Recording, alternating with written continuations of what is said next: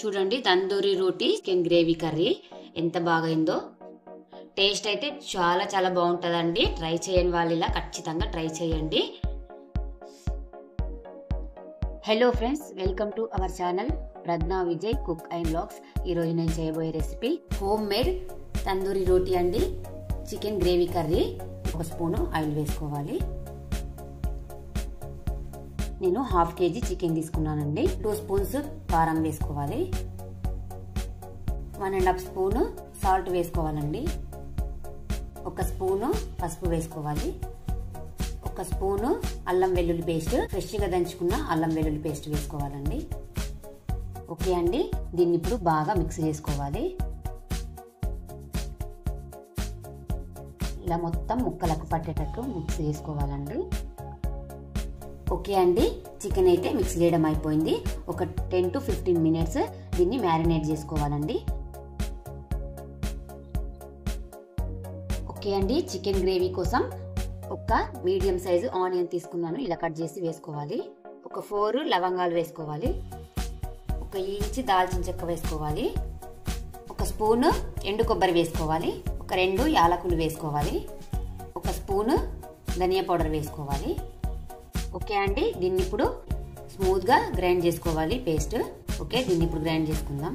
Okay అండి, చూడండి ఇలా స్మూత్గా పేస్ట్ చేసుకోవాలండి. చూడండి ఇలా స్మూత్గా చేసుకోవాలి పేస్ట్. ఓకే అండి, ఇప్పుడు చికెన్ గ్రేవీ కర్రీ చేసుకోవాలి. ఆల్రెడీ చికెన్ మ్యారినేట్ చేసేటప్పుడు ఆయిల్ వేసాను కదా, ఇప్పుడు ఒక 2 స్పూన్స్ ఆయిల్ వేస్తున్నానండి. ఓకే, ఆయిల్ హీట్ అయిన తర్వాత పచ్చిమిర్చి వేసుకోవాలి. ఒక 2 పచ్చిమిర్చి వేసుకోవాలి. 1 రెమ్మ కరివేపాకు వేసుకోవాలి. ఓకే అండి, వేసుకున్నాక ఒకసారి మిక్స్ చేసుకోవాలి. ఓకే అండి, ముందుగా చేసి పెట్టుకున్న ఈ మసాలా పేస్ట్ వేసుకోవాలి. ఇది వేయించలేదు కాబట్టి ఈ మసాలా అనేది తాలింపులోనే వేసేస్తున్నానండి. ఓకే, మసాలాలు వేసిన తర్వాత ఇలా మిక్స్ చేసుకోవాలి. ఓకే అండి, ఆయిల్ అనేది పైకి వచ్చే వరకు ఈ మసాలాలు అనేది కొద్దిగా ఉడికించుకోవాలి. ఓకే, చూడండి మసాలాలు ఉడికి ఆయిల్ అయితే పైకి వచ్చింది. ఇప్పుడు మనం మ్యారినేట్ చేసుకున్న చికెన్ వేసుకోవాలండి దీంట్లో. ఓకే అండి, చికెన్ వేసుకున్నాక ఈ చికెన్ అనేది బాగా మిక్స్ చేసుకోవాలి. మసాలాలన్నీ చికెన్కి పట్టేటట్టు చూడండి ఇలా మొత్తం మిక్స్ చేసుకోవాలి.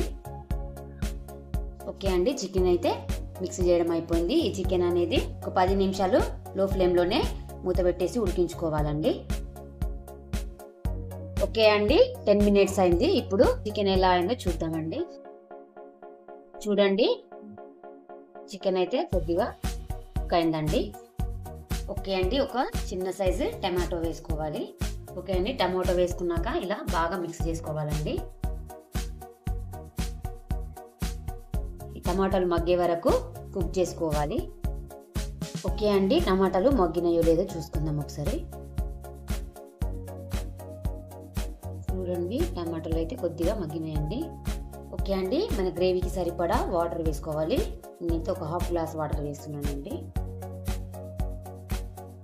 ఓకే అండి, వాటర్ వేసుకున్నాక ఒక 5 మినిట్స్ ఈ చికెన్ అనేది ఉడికించుకోవాలి.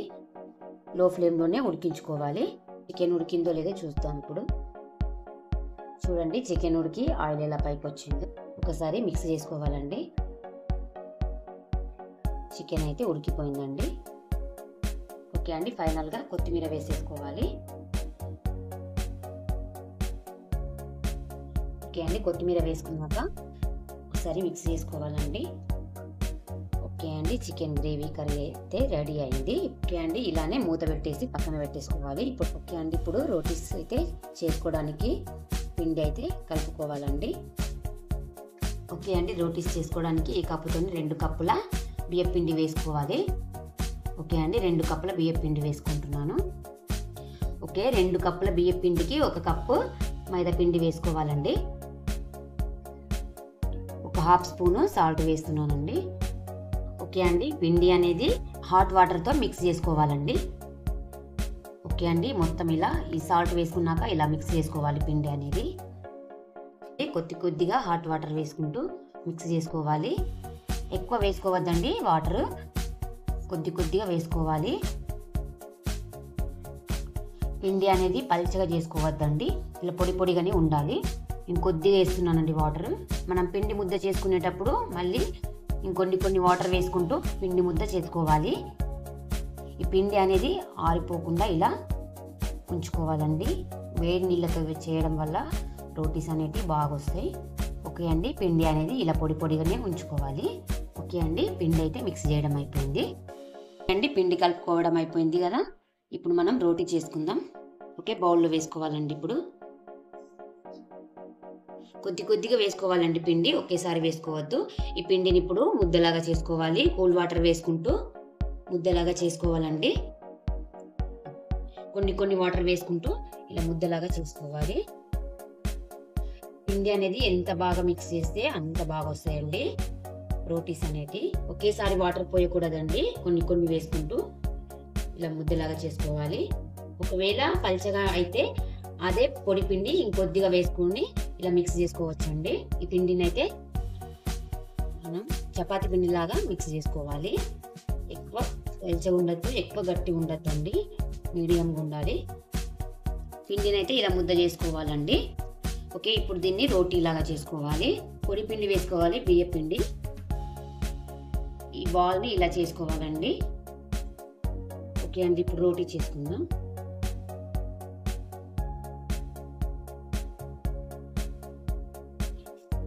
ఈ పిండి అనేది చేతికి అంటుకోకుండా ఇలా పొడి పిండి అనేది పెట్టుకోవాలి. ఇలా చేసుకోవాలండి రోటీ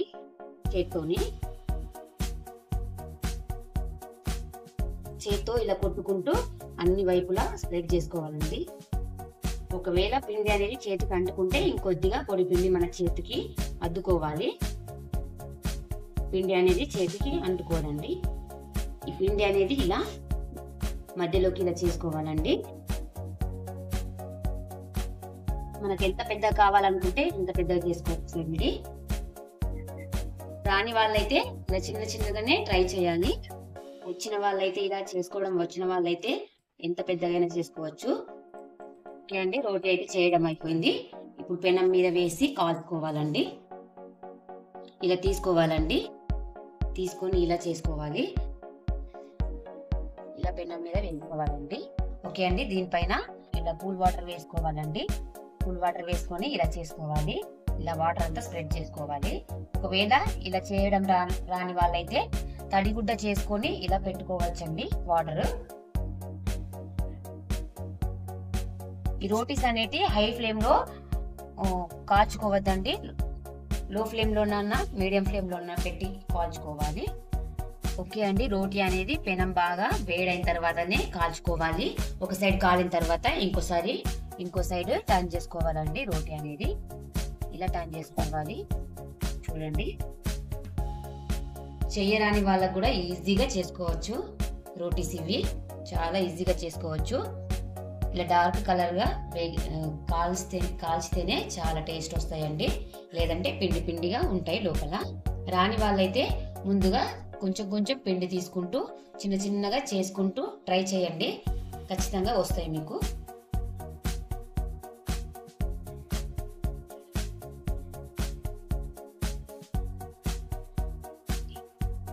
ఇలా తిప్పుకుంటూ రోటీ అనేది అన్ని సైడ్ల తిప్పుకుంటూ కాల్చుకోవాలి.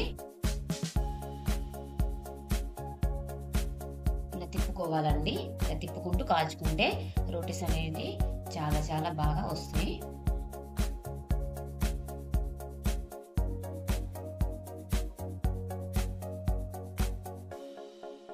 చూసుకుంటూ కాల్చుకోవాలి.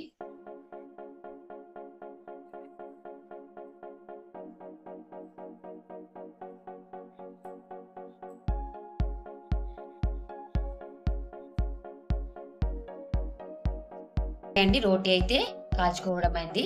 ఇది తీసి పక్కన పెట్టేసుకుంటామండి. అన్ని రోటీస్ ఇలానే చేసుకోవాలి. రోటీ అనేది ఇలా కాల్చుకుంటేనే బాగా టేస్ట్ వస్తాయండి, లేదంటే పిండిగా వస్తాయి. చూడండి, రోటీస్ అయితే చేయడం అయిపోయింది. ఎంత బాగా వచ్చినాయో చూడండి. చాలా ఈజీగా చేసుకోవచ్చండి, చెయ్యరాని వాళ్ళు కూడా చాలా ఈజీగా చేసుకోవచ్చు. కొంచెం పిండి ఇలా మిక్స్ చేసుకుంటూ చేసుకోండి, చాలా ఈజీగా చేసుకోవచ్చు. ట్రై చేయండి. ఇలా ఏ నాన్ వెజ్ కర్రీస్తోనైనా చాలా టేస్టీ వస్తాయి ఇలాంటి రోటీస్. చికెన్, మటన్, ఫిష్ చాలా చాలా బాగా వస్తాయి ఏ కర్రీస్తోనైనా. ఓకే అండి, ఇప్పుడు చికెన్ కర్రీతో సర్వ్ చేసుకుందాం. చూడండి చికెన్ కర్రీ ఎంత బాగా అయిందో, జ్యూసీగా చాలా చాలా టేస్ట్ ఉంటుందండి. సరే ఇలా ట్రై చేయని వాళ్ళైతే ఈ కాంబినేషన్లో ట్రై చేయండి, చాలా టేస్ట్ ఉంటుంది. టేస్ట్ అయితే చాలా చాలా బాగుంటుందండి. ట్రై చేయని వాళ్ళు ఇలా ఖచ్చితంగా ట్రై చేయండి. మీకు ఎలా వచ్చిందో కామెంట్ చేయండి. ఓకే ఫ్రెండ్స్, ఈ రెసిపీ కనుక మీకు నచ్చినట్లయితే లైక్ చేయండి, షేర్ చేయండి, సబ్స్క్రైబ్ చేసుకోండి.